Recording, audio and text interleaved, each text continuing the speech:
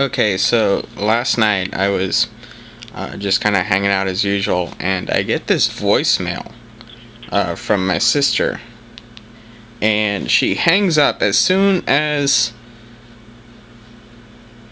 First skipped message. she hears the voicemail.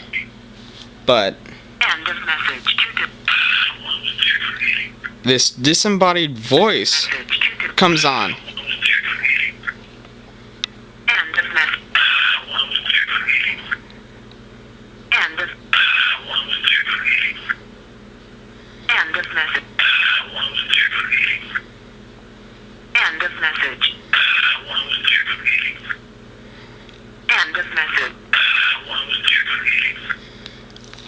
I think it's saying, "I want to check on Katie," which is, in fact, my sister's name. And the really creepy part is that I was trying to explain before was that she hung up as soon as my phone went to voicemail. So the fact that there's even a message on the phone is rather creepy. But then add to the fact it's this really disembodied audio, like someone's got a laryngectomy box or something.